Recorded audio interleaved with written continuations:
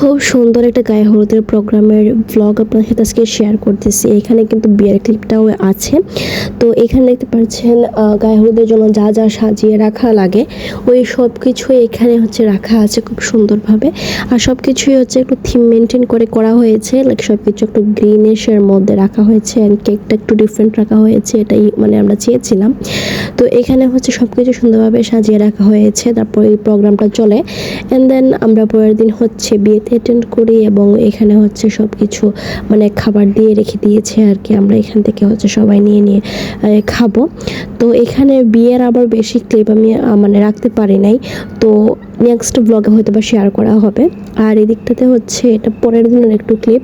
এখানে হচ্ছে মুগ ডাল, আজকে হচ্ছে মুগ ডাল দিয়ে তরকারি রান্না করব। এটা আপনারা আমার কাছ থেকে অনেক মানে চেয়েছেন, অনেকে বলেছেন যে মুগ ডালের এই রেসিপিটা আপনার সাথে শেয়ার করার জন্য আমি একটা রিলস শেয়ার করেছিলাম ওইখানে। সো হেয়ার ইট ইজ, আপনারা যারা এখান থেকে দেখতে পারেন। তো এখানে হচ্ছে আমি ডালটাকে আগে পানিতে ভিজিয়ে নিয়েছি, তারপর হচ্ছে এখানে এটাকে সেদ্ধ করে নিয়েছি। মুগ ডালে হচ্ছে একটা স্মেল থাকে, সো ওই স্মেলটার জন্য আর কি একটু সেদ্ধ করে নেওয়া হয়েছে। এর আগে কিন্তু আমি আবার মুগ ডালটা ভেজে নিয়েছি, ভাজার পর সেদ্ধ করেছি, তাহলে একদম মানে স্মেল থাকেই না। তো এখন হচ্ছে একটা প্যানে তেল দেওয়ার পর দিয়ে দিলাম রসুন বাটা।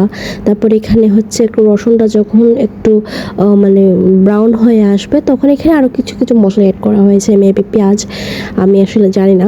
তো এখানে হচ্ছে মাংসটা দিয়ে দেওয়া হয়েছে, চিকেন পিসগুলোকে এই মশলার সাথে ভেজে নিতে হবে। তারপর হচ্ছে এখানে আবার গুঁড়া মশলা অ্যাড করে দিয়েছি। এই যে দেখতে পাচ্ছেন গুঁড়া মশলাগুলো জাস্ট বেসিক যে মশলাগুলো, লবণ, হলুদ, মরিচ, জিরা, এগুলো আর কি। এগুলো তো আপনাদের সাথে অনেক আমি শেয়ার করেছি, তাই আজকে আর ডিটেইলসে শেয়ার করতেছি না। তো এখানে আবার একটু পানি দিয়ে মাংসটা সেদ্ধ করার জন্য একটু বসিয়ে দিয়েছি, আশা করি খুব তাড়াতাড়ি এটা সেদ্ধ হয়ে যাবে। তো এখন দেখতে পাচ্ছেন এটা হচ্ছে আমি একদম নাড়িয়ে দিচ্ছি, আর এখন ঢাকনা দিয়ে ঢেকে রেখে দিব অনেকক্ষণ যেন এটা সুন্দরভাবে সেদ্ধ হয়ে যায়। আর আসলে ডালটা যেহেতু সেদ্ধ করা, তো ডালে হচ্ছে অনেক বেশি সময় লাগবে না সেদ্ধ করতে, বাট মাংসটা একটু সময় লাগবে, তাই ডালটা হচ্ছে আমি পরে দিব। আর এখানে আমি হচ্ছে এখন আস্ত গরম মশলাটা অ্যাড করব। আর গরম মশলার গুঁড়াটা কিন্তু আমি অ্যাড করে ফেলেছি যখন হচ্ছে আমি সব গুঁড়া মশলা একসাথে দিয়েছিলাম। তো দুইভাবে গরম মশলাটা ইউজ করলে কি হয়, মানে তরকারিটা খুব বেশি ফ্লেভারফুল হয়, খেতে ভালো লাগে। তো এটা একটা টিপস, দুই রকমের গুঁড়া মশলা আপনারা অ্যাড করবেন, দেখবেন ভালো লাগবে। তো এখানে হচ্ছে আমি মুগ ডালটা দিয়ে দিলাম, সাথে কয়েকটা আস্ত কাঁচামরিচ দিয়ে দিচ্ছি। আর আস্ত কাঁচামরিচ দিলে হচ্ছে ঝালটা মানে আসবে না, ভালো ঝাল হবে না, বাট এটা দেখতে খুবই সুন্দর লাগে এবং কাঁচামরিচের যে একটা স্মেল ওইটা একদম ছড়ায় যাবে ফুল তরকারিটাতে।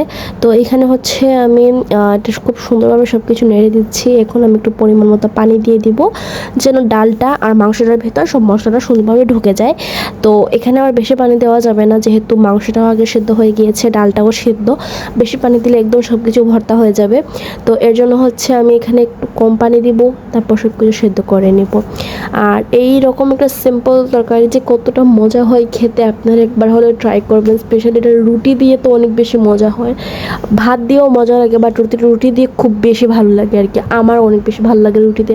তো এই যে দেখতে পাচ্ছেন এভাবে যখন বলক আসবে তখন আমি এখানে ধনিয়া পাতাটা দিয়ে দিচ্ছি। আর ধনিয়া পাতাটা দিলে তো তরকারির টেস্টটা অনেক বেশি ভালো আসে। আর এই তরকারির টেস্টটা ভালো আসার দুইটা কারণ হচ্ছে আস্ত কাঁচামরিচ আর ধনিয়া পাতা। সো এই দুইটা ভালোভাবে অ্যাড করতে পারলে তরকারিটা অনেক বেশি ভালো হবে।